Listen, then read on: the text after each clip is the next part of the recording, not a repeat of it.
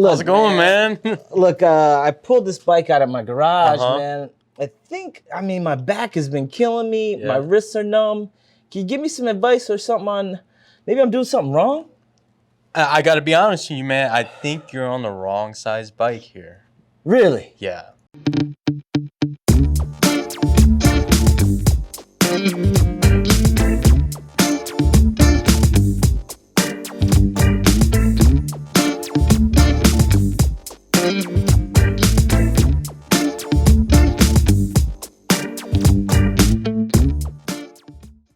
Hey everybody, as you saw, I might have been on the wrong size bike. So I'm here today with a good friend of mine, Steve Merz at American Cycle and Fitness in Grosse Pointe, Michigan. Today we're gonna sort of continue a conversation we started last year during the pandemic.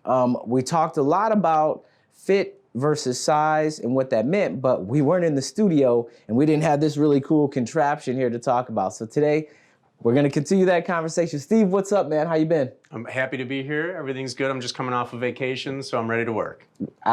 Vacation, I only can imagine what that feels like. I just came off like a 7-day work week, but that's a whole nother story. One day I will have a vacation, but let's get to it.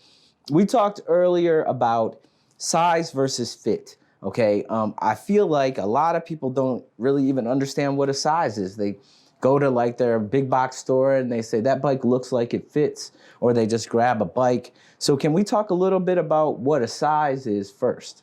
Certainly. Yeah, I think ultimately sizing the way that the industry defines it, sizing is going to be a rough saddle height and making sure that the distance between the saddle and the handlebars is safe. Okay, so That's a sizing. Really just trying to get you in the ballpark. You know, Yep. If I come into the shop, you know, we always joke that getting sized is free, but fit is the next level. But really, when you come into the shop, you know, you should talk to somebody about, you know, we always hear the things like my wrists are numb or my back hurts. Can those things be addressed in a simple size? Yeah, I think so. Really, the big difference between why people would come here is because of a knowledge base, because of the training that we put into our staff. And our team is all kind of focused on making sure that the customer's end user experience does no harm, right? That's our main focus. So even if the customer is only interested in being sized properly, we have a great guide to do that from our manufacturers. Trek supplies a sizing chart to get us in the ballpark. They supply tools where they actually measure inseam for us, so we don't have to be in any uncomfortable situation where we're ever taking people's shoes off and taking a measurement from their groin down to the ground. But it's the confidence that we know that even if someone's a solid between sizes, we're going to know how to make the adjustments to make them feel integrated. And that's kind of that next step from where you would go from sizing to fitting is you start to customize, right? Because everybody's a snowflake. Right. So is it based off height, sort of when you come in, is a height, you mentioned inseam.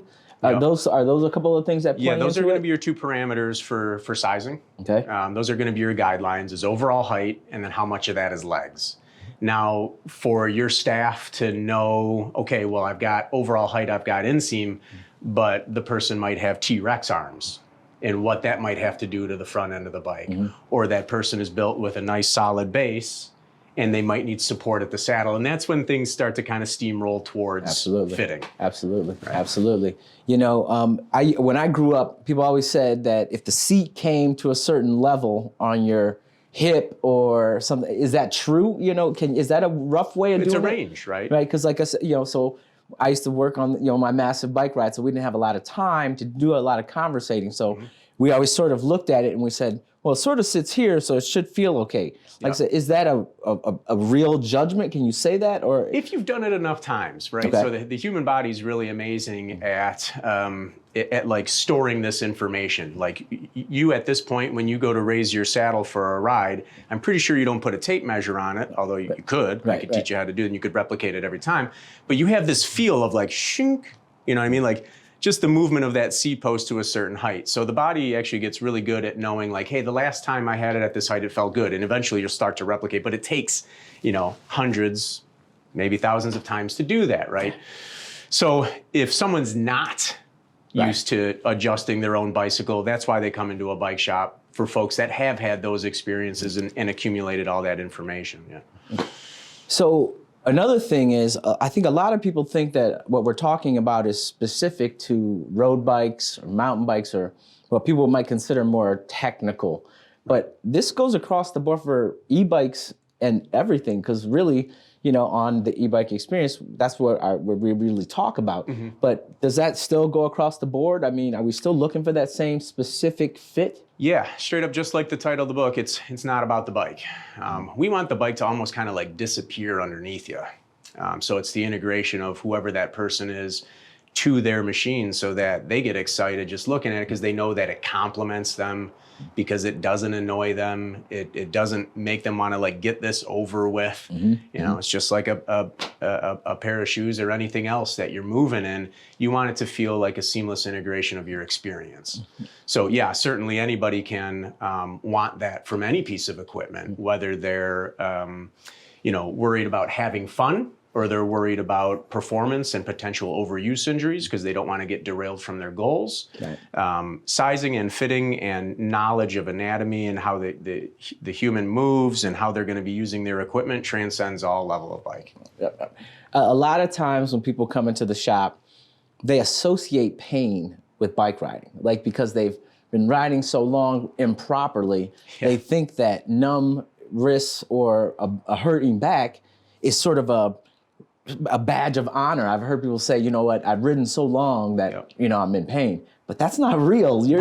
Bikes have been with us almost as long as dogs have been hanging out with us, And so I think because ergonomics weren't a part of biking for so long, the bike is so old that I think it got passed down from generation to generation. Like, right. You get it close, you get used to it, because there was no real thought. There was no difference between a man's bike or a woman's bike for a long time, and we all know there's plenty of differences there. So yeah, I think a lot of it is demystifying that you shouldn't be in pain or that you are different. I think one of the other pitfalls that we run into is we would all love to read a magazine article or a book and be like, oh yeah, I'm the average. Right. But in fact, no one's the average. Right, so you hear that, okay, all you people who think you're cool because you're in pain and you've ridden your bike so long, that's not real, okay? So let's get that out of there. So we're talking about a size, and I joked and I said a size is free, so now we're looking at the size versus a fit, okay? The fit is the far end of things, so can you explain what a fit is really quick before we go into how we can maybe get into that level? Certainly, yeah. We dive into the minutia here, right? And the body is actually really good at detecting all of these things, but until you put in enough time, which is either duration or potentially intensity, your body will be pretty relaxed, right? It has a certain range of motion. Now, when you do get more time in the saddle, you do need to get a little bit more persnickety about how everything's supporting you, because muscles are going to fatigue, they're going to get tighter, you're going to potentially lose range of motion. And that's when it becomes more scientific.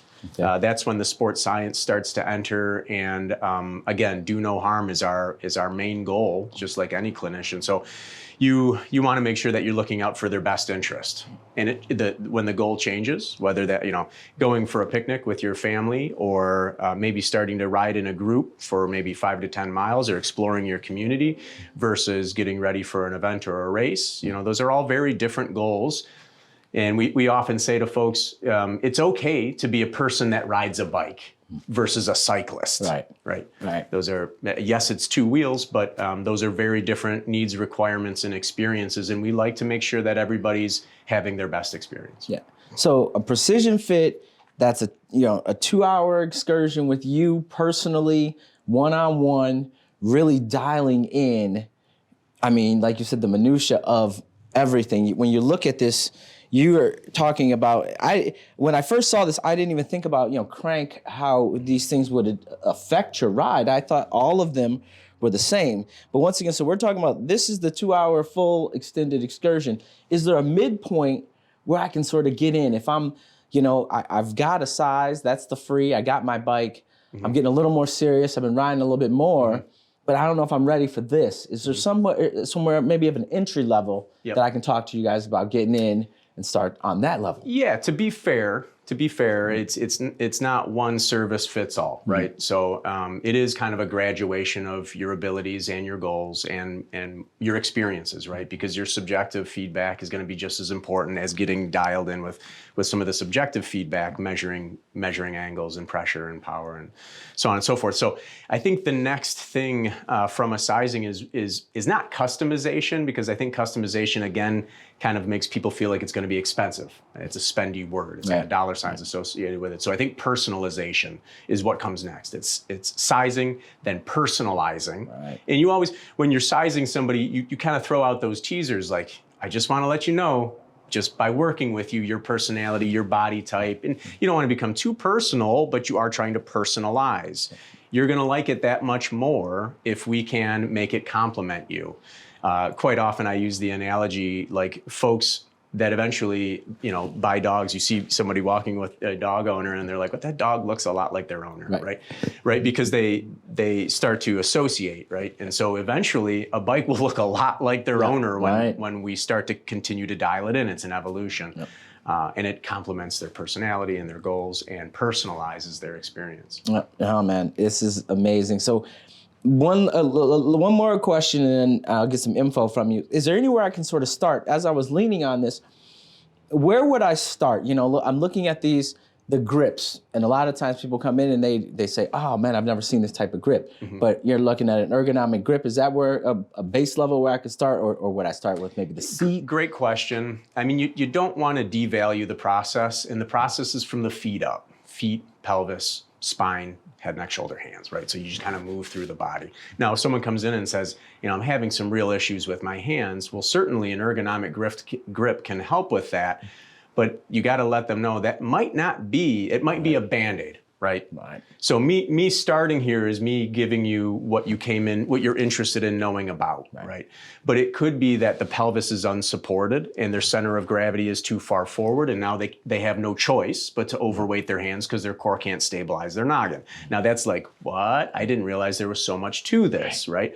I could sell you a pair of grips, or I could sell you an experience, or a better process, so to speak. No, that's... And when we talk about bicycling, it's about the experience. Yeah. That word, I love that you use it, because if you have a bad experience on any level, really, while bike riding, it can change your whole perception of bicycling as a whole. Absolutely. So if I want to get a fit, where do I contact you? Where do I get a hold of you? Because this isn't everywhere. Like you're a precision fit specialist, and I want you guys to understand that I'm not using this as a commercial, but I want you to get the proper knowledge, because if you go somewhere and they're not giving you the real deal, it's just pushing you further back from the goal that you're trying to achieve. So Steve, where can we get a hold of you?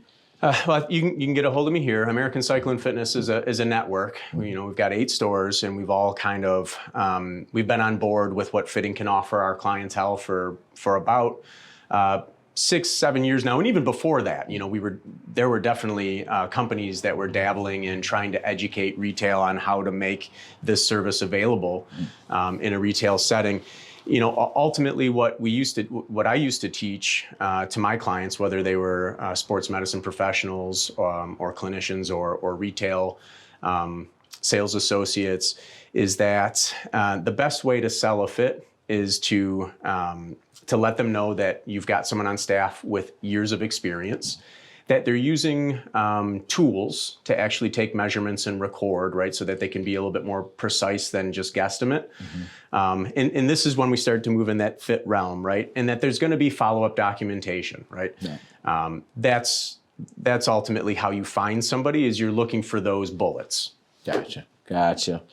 Well, everybody, I am excited. We talked about getting sized, and for the longest time, I've been talking personally about getting a fit. So I'm excited because our next video about this, we'll be talking about me getting a fit, all right? So check back in the future. I'm going to get on this thing and spend the 2 hours. Steve, man, thank you so much for taking the time.